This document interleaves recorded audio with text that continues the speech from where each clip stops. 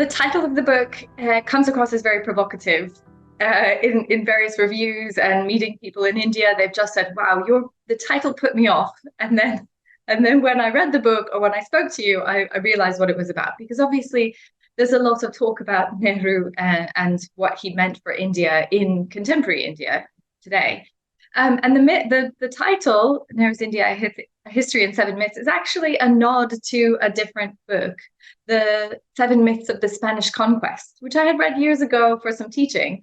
And it was just an excellent explanation of how the things we know in the present about this event, the Spanish conquest of the Americas, are misunderstood by us now. And so it's a nod actually to some kind of obscure scholarship, really. How would I explain the myths? I think that the best way to explain it is that there are kind of three different ways of viewing, or three different windows into the past, right? And so in the 21st century, we talk about the past, don't we? And so it's important to understand that there's different windows into the past. And one window into the past is the selected works of Jawaharlal Nehru, right? And it's an important window. It's a very comprehensive window because it's the window that he looked through, or that he constructed, I suppose, to belabor that metaphor. But what I found when researching the 1940s and 50s and 60s in India is that there was a disconnect between Nehru's words and his speeches and his wishes for India and what was happening on the ground. So he might talk about secularism in a way that we would understand as all-inclusive, as celebrating India's minorities, as providing them fair opportunities. And then on the ground, things didn't work the way Nehru wished they would. And so one way to see the myth, some of the myths, is that there is a gap between the hope and the reality, the desire and the reality. Another kind of way to see some of the myths is that there's a gap between how we understand the term today and how the term was understood at the time. So that, I think, is an important way of seeing the myth of socialism, for example. So in the 21st century, when we don't really have any socialist countries anymore, we have this really stereotyped version of socialism, which automatically conflates all socialism with the Soviet Union's version of socialism or communism. And so when we think about India's socialism, we often either assume it was exactly or aspired to be like the Soviet Union, or was a failed version of that. And actually, Indians at the time, when using the term socialism, including Nehru, all said, we don't want to be like the Soviets. We have to forge our own path. And so another way that myths are formed is by misunderstanding the words behind the myths. So I say in the conclusion of the book, I say there are 7 myths, and they're all myths, but they're all myths in different ways. So sometimes they're about our misunderstandings. Sometimes they're about the gap between aspiration and accomplishment. So I hope that helps explain some of the way the myths are presented in the book.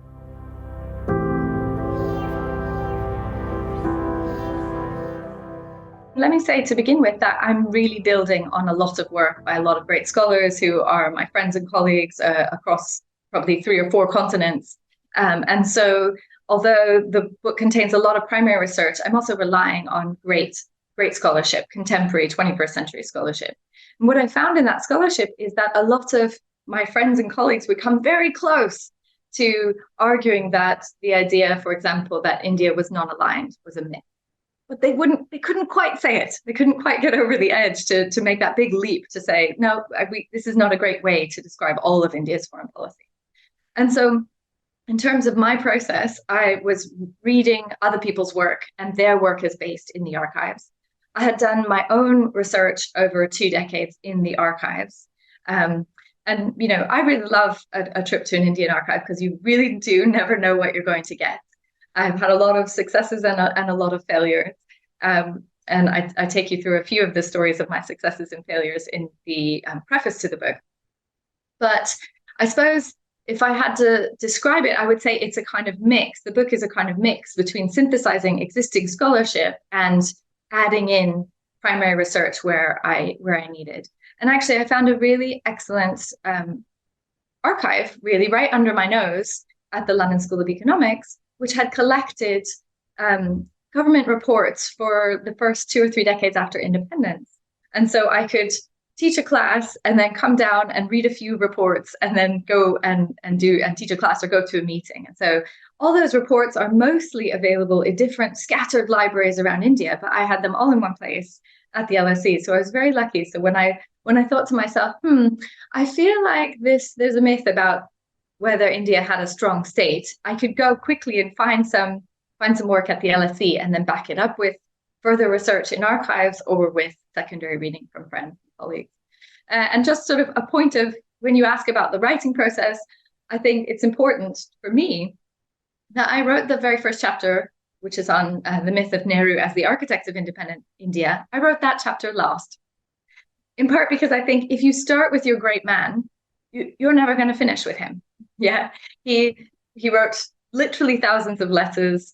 And you could spend an entire lifetime, and people do spend an entire lifetime understanding Jawaharlal Nehru, the man.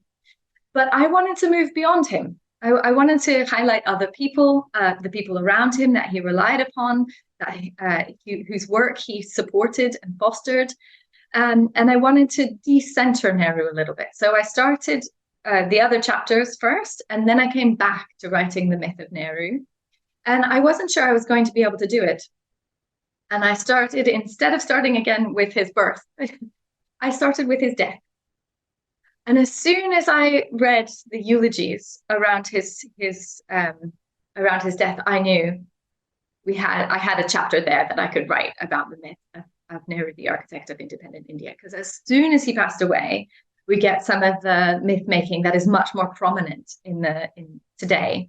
And so I wrote the book kind of not back to front, but I certainly wrote that big chapter about Nehru last.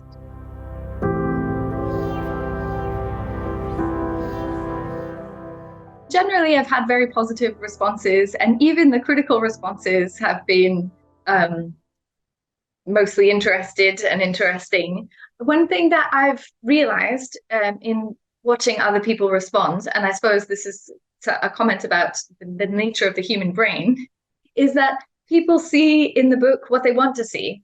And so friends and colleagues who work on this period and who have been to the archives and who study this in detail, they go, oh yeah, of course.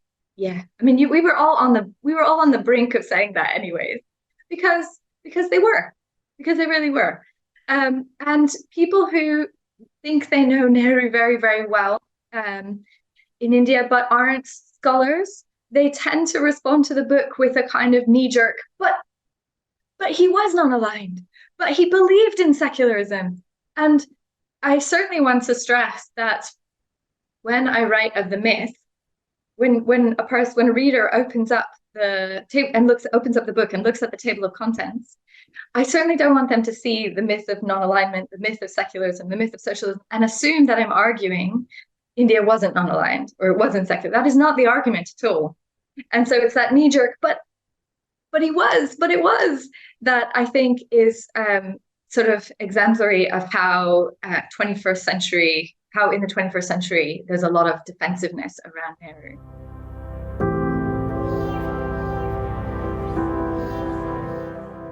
I think I have two things I would hope readers would get out of it to understand India today, if that's a kind of different way of answering your question. But I think the first is that India may have a leader today who is trying to make the whole of the political system center around himself. But that is not how Jawaharlal Nehru worked as a leader. And if I want anybody to read the book and get one thing out of it, it's that Nehru wasn't the only important person. There were some amazing women around him, some fabulous men, lots of people with lots of energy who weren't necessarily based in Delhi, who were doing really fabulous things. And so if the tendency today is to focus only on Nehru, I would say the lesson of the book is he wasn't always that important, right? He's a very important man. But there are other people out there and if we look at those other figures where everybody isn't so emotionally attached to either vilifying or lionizing them, then we can cool the temperature a little bit and maybe understand the 40s, 50s, and 60s a bit better. But the second thing I would hope that people come away with from the book is that Nehru himself was probably his biggest critic.